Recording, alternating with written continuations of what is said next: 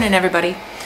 It is technically it's day 2 of week 1, round 2 of Total Beaxst. I ended up yesterday, I didn't do a Beaxst workout. It was a beautiful day here and I'd kind of been craving going for a jog, so I ended up going for a run instead. I had actually intended on using the jog as a warm-up to the Beaxst regeneration workout, but I ended up pushing myself a lot more because I was just really enjoying the beautiful weather and the run. I'm lucky enough that we have a walking path in our neighborhood that goes behind my house, so I jog that loop, and it's just the right amount. It's short enough that every time I pass my house, I can kind of convince myself it's not that long, I'll do another loop. But I was also in need of just a little conditioning work to get the blood flow going, because I was feeling kind of sore from some poor choices a couple days previously. I don't drink much, but my husband has been buying this margarita mix, and we finished dinner and I was like, you know what, a nice margarita kind of sounds pretty good after dinner. So I did not drink much of it, but apparently I drank enough. I was really buzzed, and we were sitting outside on our patio, my girls were playing around, and I decided that it would be a good idea to show them something I could do when I was like 10 years old, which was do a backward somersault and push myself up into a handstand. Obviously, the margarita had kicked in, and I thought it was a good idea to attempt to show them that. And needless to say, I tried multiple times and was unable to do it. And later on, as the margarita wore off, I realized how stupid of a choice that was, because the next morning, my neck and shoulders were feeling it bad. So I just decided, let's just get the blood flowing and hopefully everything will loosen up a bit. But the other thing I am noticing, which is ironic, part of what really drew me to Beaxst was the regeneration days, which is corrective exercises and, like I said before, some conditioning, or there's a couple mobility workouts that you can choose from. And I know how important mobility and flexibility are, so I had intended on doing the mobility work, at least making myself do mobility at least one of the 2 generation days out of the week, and I'm finding I dread it. I dread the workout if I plan on doing the mobility work. So obviously, if you dread whatever workout you're doing, it's not going to stick. I mean, you can only push yourself so much if you're not enjoying it. So I decided, forget it. I'm going to do the battle ropes today instead for the conditioning work. But I did last night. As I said, I do know how important flexibility and mobility are. So I watched the mobility drills, the second option of the 2 last night, and I kind of did those but more in a static stretching last night before bed. I'm finding if I'm going to do any stretching, it just needs to be before bed, because when I am ready for my workout, I want to be lifting heavy weights or doing some form of just cardio and burning energy. I actually enjoy it, and when you enjoy it, you will make it work for, you'll do it and you'll adjust your schedule to make it work for you. The one thing I did notice though the other day on my jog, my core was stronger than it's been in the past. I don't go for jogs often, but on random occasions when I feel like I just want to get out and go for a jog, I do. And I could definitely tell my core has been strengthening with Core4 abs, which this week, there's 6 workouts in this week for Core4 abs. He refers to this as the actual start to the training phases. He it says it's the meat and potatoes of the program. And now you can choose. There's 4 levels to choose from. I'm choosing level 2. I'm starting pretty low to work my way up. And every workout, it's still pretty quick.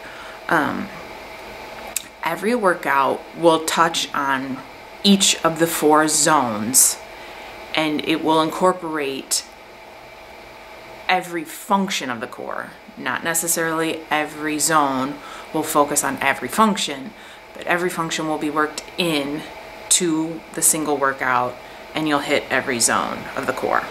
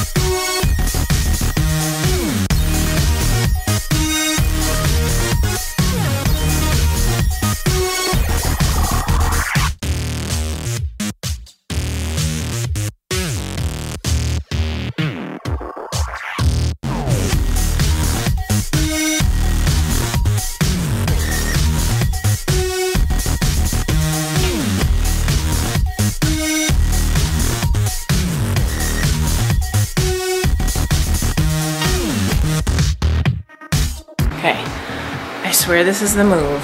I'm not just standing here sucking in my stomach for 30 seconds. It's called the stomach vacuum.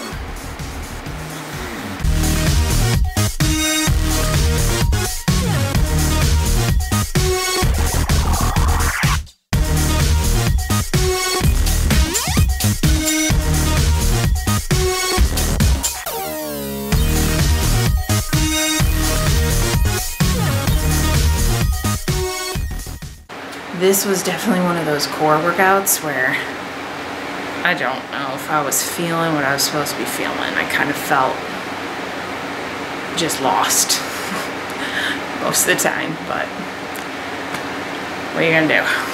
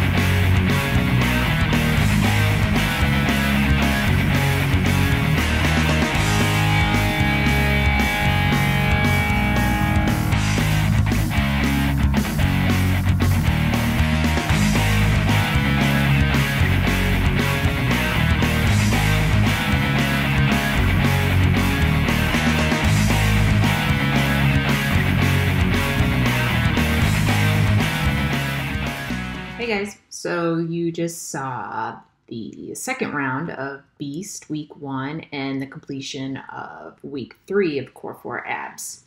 The Beaxst I repeated week 1 because, like I said before, the first go around I skipped one of the workouts, or I replaced one of the weightlifting workouts with an AX1 workout because I was having a lot of issues with my shoulders. And I'm still having issues with my shoulders, but I've found a lot of modifications to work around that, including, as you saw, like the bench press, using dumbbells, because the placement of my elbows seems to really help with that. And most of the modifications I've found have come from Athlean-X YouTube channel. The other thing you'll notice too, as I said before, there's 3 levels to choose from.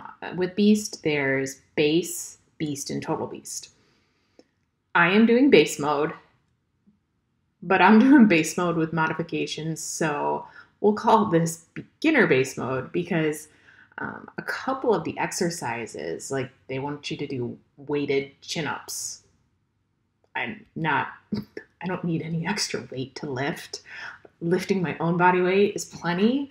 I'm even using the assistance band on that. And then the dips. The dips are, they're actually supposed to be weighted dips. Again, my body weight is plenty. So I use an assistance band with those. And I actually, this week with the weighted dips, it was 4 sets of 10 to 12 reps. I found some modifications there too. You'll see me doing some push-ups in the video. You just make sure when you do the push-ups, your elbows are going back behind you, basically mimicking your form on the dips.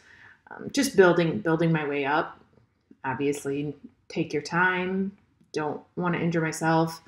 Don't want to make my shoulders, scream any more than they have been. So I feel like I'm kind of hitting my flow with Beaxst. Week 1, I just kind of felt a little off. Week 2, it feels like my flow. I'm getting there. Like I'm easing into it. I'm getting the hang of it. Core 4, I'm finding if I have the time to do it right after Beaxst, I do. Otherwise, like today, I did it later in the day. Core 4, end of week 3. So this was technically the first week, he calls, of the actual phases. And the first week is a 2-week phase called Classic Core. Definitely still really enjoying the program. I have an unbelievably weak core, which now that the actual training phases have started, there's 4 levels to choose from with Core 4, and I'm starting with level 2. Because I'll input a picture here. My core has been through the ringer. I've had 2 children, obviously. Both of those resulted in C-sections. And baby number 2 was a 10-pounder. So when I'm doing that one move called the stomach vac, and you'll see my hands, it looks so weird. My hands are going across my stomach as I'm basically, it looks like you're sucking it in, but you're supposed to basically be tightening your transverse abdominals, because he refers to it as the internal weight belt. But my internal weight belt, I think, is a little stretched out. So that was an interesting move. But I'll also say I could feel it. Like, you can feel it tightening when you do that if you do it correctly. The other thing is, I feel like with this program, combined with one of the regeneration moves from Beaxst, my lower back has never been worked like this before. So I appreciate that. I think it's going to be stronger than it has ever been. This past week there were 6 days of training in the Core 4 workout. So tomorrow is a rest day from both programs, happily. And beyond that, I'll see you again next week for week 2 of Beaxst and week 4. So rounding out month 1 of Core 4. All right. Bye.